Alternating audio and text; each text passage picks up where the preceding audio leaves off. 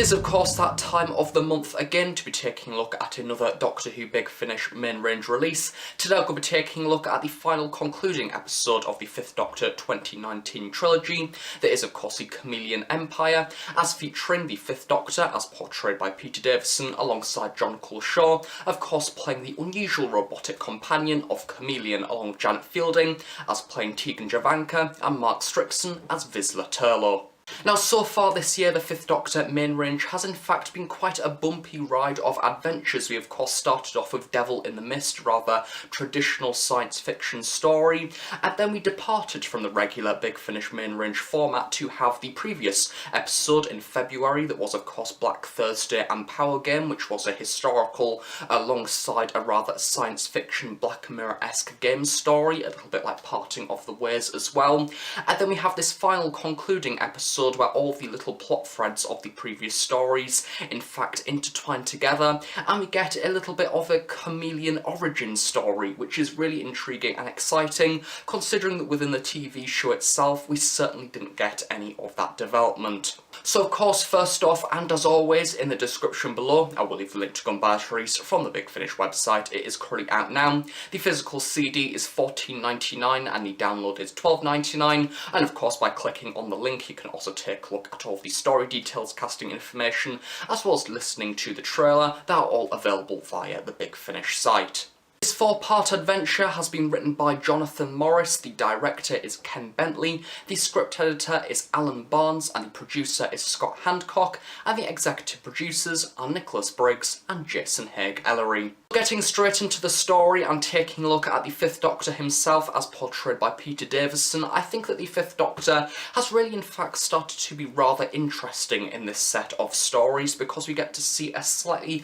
mid-season version of the 5th Doctor where it's not really at the beginning of his era and it's not really too far towards the end at the same time. It's a nice middle ground, of course, with Tegan, and he's kind of in a rather unusual TARDIS team at the minute. We have Turlough, who has of course previously betrayed him in the past. We have Tegan, that is rather irritable and rather an unusual relationship that she has with the Doctor, and then we have the 5th Doctor himself being a rather innocent character that we've seen in the previous stories, kind of wants to give Kamelion a chance when he has his other companions that are kind of very much turning against him and disliking him, meaning that it is an unusual relationship and dynamic going on with the TARDIS throughout these sets of stories. However, this episode, I do think that the 5th Doctor was in fact rather standout and impressive. There was a few moments in this story where he did face a few challenges. There was a moment especially within part 2 where we in fact find out a little bit more about Kamelion and his backstory and kind of his adventures before the King's Demons, of course when he was introduced by being a character that was working alongside the Master. It's the main foundation of this story, and we kind of find out that Kamelion has had almost a little bit more of a darker past than the Doctor first expected, and it certainly tests their relationship, and it's something of which that actually kept me very intrigued throughout the entirety of the story's duration, simply because I didn't quite know where it was going to go. Janet Fielding as playing Tegan was her normal, unusual self, because she was just wanting to be away from the scenario. She was pretty much wanting to land, get rid of Kamelion and go off on another adventure, as she always does, because she doesn't really like the setting of the story. I think that Janet Fielding played Tegan rather well in this episode. She was enjoyable, but also at the same time, if you're not necessarily a fan of Tegan as an actual character, then I don't think you will actually like this story, because she's very much the more whiny version of Tegan that we have seen in a few of the television stories. Certainly that earlier version, season 19, Tegan Javanka, that is very irritable and rather argumentative, as well as rather screeching at the same time. Mark Strickson, of course, playing Turlough. In the previous story, Black Thursday, we in fact had a rather standout story for him, because he almost became a little bit of a hero character within the final few minutes of the episode. This episode in fact sees him becoming a little bit more of an assistant of the Doctor once more, and once again they have that relationship with Kamelion trying to figure out if he is a character that they can trust or not, and also at the same time a few references and parallels between Turlough Shaw's portraying of the Doctor in the previous season and all of his involvements within the Black Guardian as well, which was of course something that did take prominence within the actual TV series itself throughout the 5th Doctor era. So yeah, I did like Mark Strickson in this story. I certainly liked him a little bit more than Tegan. And of course, moving on to the main guy himself, we of course have John Shaw, who does play Kamelion. Now, I've really loved Kamelion in the previous 2 reviews that I've done for the Big Finish main range, simply because he is a character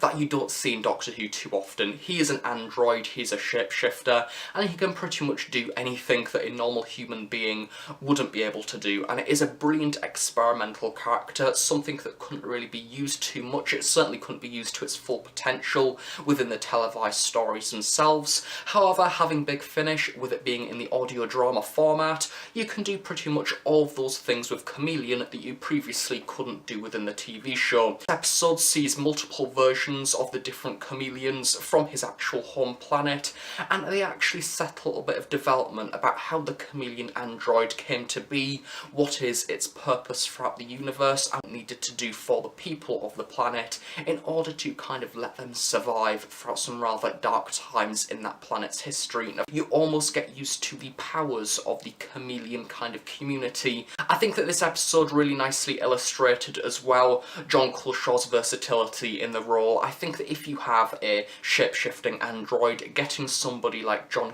Shaw in to play that role is pretty much perfect, because he can do different impressions, he can do different personalities and different voices, but you can still tell it is the same person at the same time. And a thing that has been a recurring theme throughout the previous stories as well is the fact that Kamelion is such a flawed character. There has been so many moments throughout the previous episodes where he has made mistakes simply because of the way that his mechanical mind is programmed. His way of thinking about logic is a lot different to a normal human, and his way of adjusting to different scenarios is a lot different to a normal human being as well, and that is something that is seen throughout this story. And you also see the other Kamelion androids actually having a little bit more of a darker side, and as I say, we do have that challenge between the Doctor and Kamelion's relationship, which in fact leads to a really lovely conclusion that also ties into the actual TV series itself as well. So pretty much John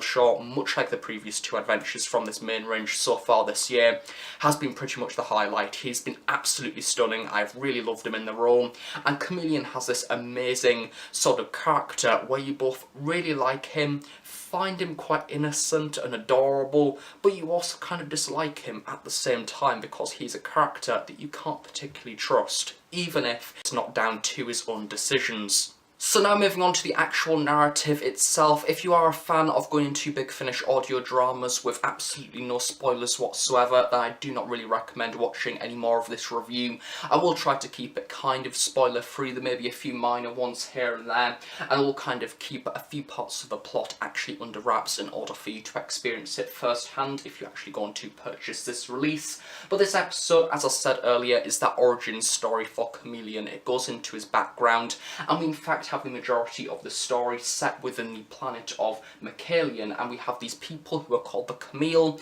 and the Kamel are a species that then went on to create the Kamelion, being an android race where they could basically go out onto their planet's surface as well as go out throughout the universe and go and visit these different species without kind of threatening their own species. Basically, the actual Kamelion android is almost a transportation for the actual mind and soul of the Kamel as a species, and that is why they can in fact morph into different species, because they feel that by going to different planets and actually blending in, they'll be able to actually take control of certain aspects of that planet a little bit more, settle in a little bit better, because everybody on that planet will just think it is another one of their peers. And it turns out that the Kamelion that we got to know in the King's Demons, who was of course working alongside the Master, does in fact have a little bit of a backstory story, some of which is in fact left to the imagination, which I do quite like. This episode does fill in a few of those gaps, but also at the same time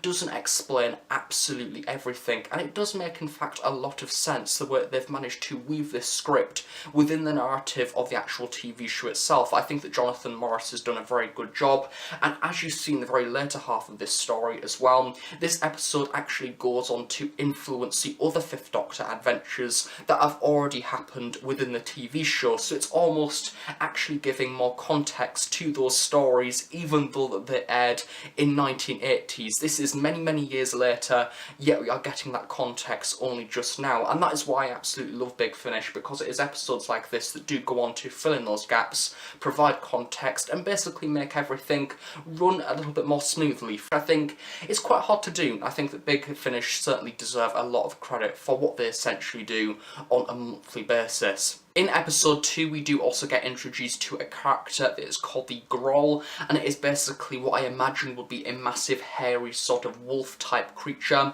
and basically it has no actual physical lines. It just growls and snarls and does the standard monster noises that you would come to expect from a Big Finish monster that doesn't really have any dialogue. And kind of a rather unusual species because it had access to bikes. I think they were kind of a hunting race or something like that. And I must admit, when it comes to Big Finish stories, I'm never normally a fan of the average growly monster creature because I think that they don't particularly contribute too much to the actual story itself, and simply because they can't physically actually speak, they can just growl. Normally that is something that you do get within the TV show, and that is fair enough because you can look at the costume, it has some type of presence, but on audio it doesn't necessarily work like that because you just have the companions essentially communicating with a creature that can just growl and snarl and not contribute anything actually physical to the story. For that reason, I think that the Krolls were fun, I guess, but at the same time,